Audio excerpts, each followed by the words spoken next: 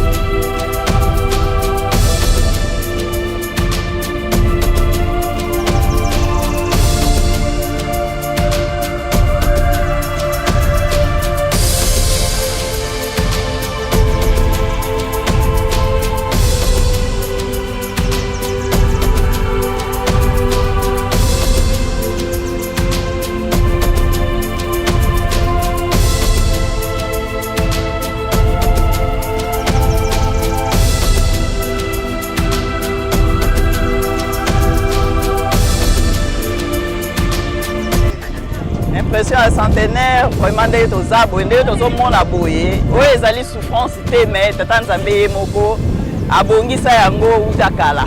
Lelo oyo toza kokende na Nkamba mpona centenaire le 6 avril 2021 donc tokangami awa na nzela eza pasi mais ezali pasi te mpo toza na espoir toza na tata Nzambe na biso akobongisela biso ti tokokóma na Nkamba Jérusalem mpo tosepela na centenaire ya le 6 avril 2021. Au nom du Père, Fils et du Saint-Esprit, donc moi je viens de paroisse de Liège en Belgique. Donc nous sommes en route pour aller en Nkamba Jérusalem pour la fête des centenaires le 6 avril 2021. Vraiment on est coincé. Dans le chemin, ben, on a l'espoir qu'on va y arriver parce que je sais bien que notre Dieu, Papa Simo Kimbangu, est là pour nous. Chez Papa Simo Kimbangu, tout est impossible. Donc, et tout est possible plutôt. Donc j'ai l'espoir qu'on va y arriver. Ben non, hein, c'est normal. Donc pour moi, donc d'habitude je viens en Nkamba Jérusalem. Donc pour moi ça ne me dérange pas. Donc je suis très heureuse d'arriver en Nkamba. Donc au nom du Père, Fils et du Saint-Esprit.